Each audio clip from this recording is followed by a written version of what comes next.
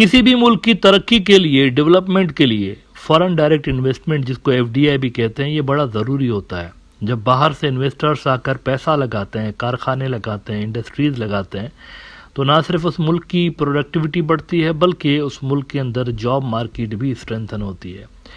तो तेज़ी के साथ तरक्की करने के लिए फॉरेन जो इन्वेस्टमेंट है उसका आना बड़ा ज़रूरी होता है। अब आज के ज़माने में हो ये गया है कि एफडीआई जो है वो जियोपॉलिटिकल असर और रसूख बढ़ाने के हवाले से भी इस्तेमाल होने लगी है। मुख्तलिफ मुल्क जो हैं दूसरे मुल्कों के अंदर अपना असर और रसूख बढ़ाने के लिए एफडीआई को इस्तेमाल करते हैं as a weapon, geopolitical weapon. अब इसको वेपन कह लें या टूल कह लें, लेकिन बहरहाल जहाँ पर जियोपॉलिटिकल राइवलरीज चल रही होती हैं तो वहाँ पे ये एज अ वेपन यूज़ होता है। मुख्तलिफ मुल्क अपना असर बढ़ाने के लिए इसको इस्तेमाल करते हैं, पैसा लगा के तो उस मुल्क के अंदर अपना असर बढ़ाने की कोशिश करते हैं। बांग्लादेश के अंदर बड़ी इंटेंस किस्म की एक जियोपॉलिटिकल कंपटीशन चल रही है इंडिया और चाइना के दरमियान। अमेरिका भी बीच में फुदकने की कोशिश कर रहा है आजकल, लेकिन इंडिया और चाइना की जो राइवलरी है वो काफ़ी पुरानी है, यहाँ पर काफ़ी सालों से लेकर चल रही है, स्पेशली जब से belt and roads initiative launch हुआ है। तो बांग्लादेश में आज बात करते हैं कि एफडीआई की क्या सूरत हाल है, चाइना कितना यहाँ पर एफडीआई लेकर आता है, इंडिया कितना लेकर आता है, और एक बड़ी सरप्राइजिंग डिटेल यहाँ पर आपके साथ इसी हवाले से शेयर करनी है आज के प्रोग्राम में। 2022 में, आज से काफ़ी अरसा पहले, शेख हसीना ने इंडिया को एक अपील की थी। उन्होंने इंडियन फर्म्स को कहा था कि देखिए आप लोग बहुत कम यहाँ पे आके इन्वेस्ट करते हैं, तो आप कुछ इन्वेस्टमेंट बढ़ाएं अपनी, हमारे मुल्क के अंदर आइए, हमारे मुल्क के अंदर पैसा लगाइए। डेली स्टार ने उस वक्त रिपोर्ट किया था कि prime minister urges Indian firms to invest in Bangladesh. अच्छा, इंडिया की इन्वेस्टमेंट की क्या सूरत हाल है बांग्लादेश के अंदर, ये ज़रा देख लीजिए। डेली स्टार कहता है कि in the fiscal year of 2021-22 foreign direct investment to Bangladesh totalled $1.37 billion, with India accounting for only 15.7 million और 1.15%, that's it। इंडिया की जो बांग्लादेश के अंदर एफडीआई होता है, वो जो इन्वेस्टमेंट लेकर आते हैं, जस्ट 1%, 1.25% होता है, 1.25% से भी कम एक्चुअली, तो इतना ये लेकर आते हैं। तो इनको कहा शेख हसीना ने कि आप कुछ इन्वेस्टमेंट बढ़ाएं, और नीचे उनके अल्फाज को कोट करते हुए डेली स्टार कहता है कि so definitely there is a real need for more collaboration between the two countries by way of involving business communities and trade bodies, she said at a summit of Indian and Bangladeshi industrialists and businessmen at the hotel ITC Mayuriya Sheraton in new Delhi yesterday। ये वहाँ पर गई थी और इन्होंने कहा Indian business को कि आइए हम आपको फैसिलिटेट करेंगे, पैसा लगाइए हमारे मुल्क के अंदर। लेकिन अभी तक इंडिया ने कोई खातिर ख्वाह पैसा लगाया नहीं है, मतलब कोई इंप्रेसिव किस्म की इन्वेस्टमेंट यहाँ पर हुई नहीं है। लेकिन अब वो जो सरप्राइजिंग बात मैंने आपको बताई, कि एक बड़ी सरप्राइजिंग बात आपको बता रहा हूँ, वो ये, इंडियन फर्म्स जो हैं वो तो इन्वेस्ट नहीं कर रही ना यहाँ पे, बांग्लादेशी फर्म्स दौड़ दौड़ के इन्वेस्ट कर रही हैं इंडिया के अंदर। पैसा यहाँ से जा रहा है इंडिया की तरफ और बड़ी तादाद में जा रहा है। बांग्लादेश जितना भी बाहर के मुल्कों में इन्वेस्ट करता है, यहाँ की firms invest in a sense के बाहर के मुल्कों में बांग्लादेशी फर्म्स अपने ऑपरेशंस एक्सपांड करती हैं, उधर यूनिट्स लगाती हैं, प्रोडक्शन यूनिट्स लगाती हैं, कोई भी अपनी फैसिलिटीज़ लगाती हैं, तो उधर जाके पैसा लगा रही हैं। तो बांग्लादेशी फर्म्स की जो टॉप की डेस्टिनेशन है, नई डिटेल्स चौंका देने वाली, जो टॉप की डेस्टिनेशन है बांग्लादेशी फर्म्स के लिए, दैट इज़ इंडिया।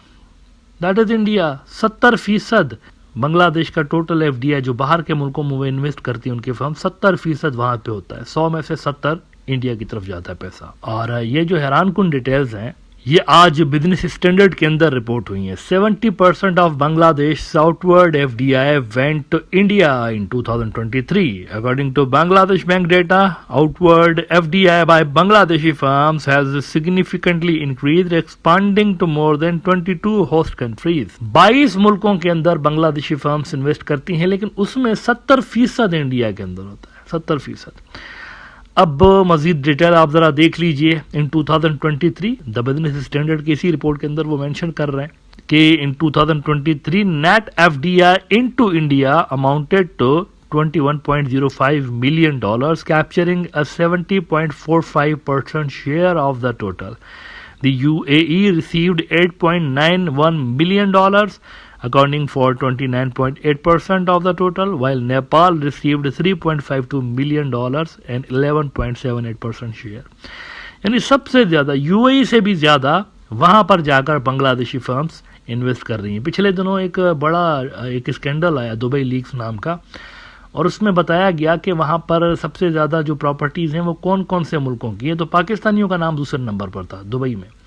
इसका मतलब है कि दुबई जो है बाहर के मुल्कों में इन्वेस्ट करने के हवाले से पाकिस्तानियों के लिए हॉट फेवरेट एक जगह है, लेकिन यहाँ पे बांग्लादेशी जो इंडस्ट्रियलिस्ट हैं उनके लिए दुबई नहीं, इंडिया, उधर जाके इन्वेस्ट कर रहे हैं। और इसकी वो कई वजूहात भी गिनवा रहे हैं। वो कह रहे हैं कि कॉस्ट ऑफ डूइंग बिजनेस जो है वो यहाँ पे इंडिया के अंदर कम है, बांग्लादेश में ज़्यादा है, तो इसीलिए एक्सपांड करने के लिए हम वहाँ पर देख रहे होते हैं। बहुत सारे बिजनेसमैनों ने ये ख्याल अपना जाहिर किया कि इंडिया की तरफ इसलिए जाते हैं क्योंकि वहाँ पर हमको ज़्यादा फैसिलिटेट कर रहे होते हैं यहाँ से। लेकिन सवाल ये पैदा होता है कि आखिर यहाँ अवामी लीग की सरकार उस तरह से फैसिलिटेट फिर क्यों नहीं कर रही होती? अगर यही रीज़न है जो कि वो बता रहे हैं बिजनेसमैन, तो फिर यहाँ पर वही फैसिलिटीज सुविधाएं क्यों नहीं ऑफर की जा रही? इस पे बांग्लादेश की जो पॉलिसी मेकर्स हैं उनको सोचना चाहिए। चाइना के हवाले से बताना यहाँ पर जरूरी है कि उनकी क्या सूरत हाल है।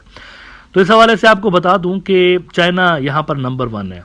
बांग्लादेश सबसे ज्यादा जो एफडीआई रिसीव कर रहा होता है वो चाइना से रिसीव कर रहा होता है, यानी सबसे ज्यादा जो पैसा लगा रही होती है कंपनीज बांग्लादेश के अंदर, पैसा लेकर आती हैं, वो चाइनीज कंपनीज है। यहाँ से कमाते भी बहुत हैं, वो इंडिया भी कमाता है। अब देखिए कि वहाँ पर दोनों के दरमियान, इंडिया और बांग्लादेश के दरमियान जो बैलेंस ऑफ ट्रेड है हैवीली टिल्टेड है इंडिया की फेवर में, लेकिन रिटर्न में इंडिया यहाँ पर आकर इन्वेस्ट नहीं करता उनकी फर्म्स।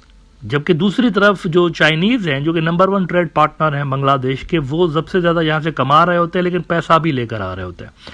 फाइनेंशियल एक्सप्रेस की मैं इधर आपको कुछ अर्सा पहले की रिपोर्ट दिखाना चाहूँगा। उन्होंने कहा कि China now largest FDI source of Bangladesh, और डिटेल उन्होंने बताते हुए कहा कि China has become the largest FDI foreign direct investment source country of Bangladesh in terms of the gross flow of $940 million for fiscal year 2022। थोड़ी सी पुरानी डेटा है, लेकिन इस वक्त भी ये जो सूरत हाल है वो जूं की तूं है। इंडिया और चाइना के दरमियान बहुत बड़ा गैप है एफडीआई के हवाले से। चाइनीज कंपनीज यहाँ पर ज़्यादा पैसा लेकर आती हैं, ज़्यादा जॉब्स क्रिएट करती हैं, ज़्यादा यहाँ पर लोगों को कैरियर की जो अपॉर्चुनिटीज़ हैं वो प्रोवाइड कर रही होती है बांग्लादेश के अंदर। जबकि दूसरी तरफ इंडियन जो कंपनीज हैं या इंडियन जो सरकार है वो ज़्यादा पैसा यहाँ पर नहीं लगाती बांग्लादेश के अंदर। तो ये एक और फैक्टर है जहाँ पर चाइनीज़ बाजी ले जाते हैं और जहाँ पर चाइनीज़ जो है वो इंडिया से एक कदम आगे रहे हैं।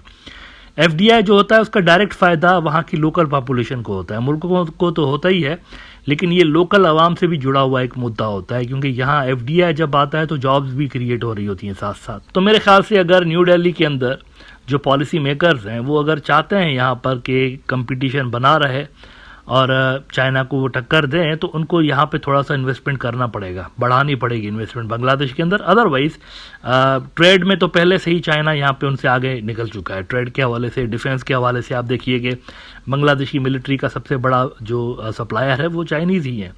तो ट्रेड में भी वही है, मिलिट्री में भी वही है, और एफडीआई के अंदर भी वो उनसे आगे निकल गए हैं। तो इंडिया को इस पर नज़र रखनी चाहिए और यहाँ पर कंपटीशन के अंदर कूदने के लिए उनको अपनी इन्वेस्टमेंट बांग्लादेश के अंदर बढ़ानी चाहिए।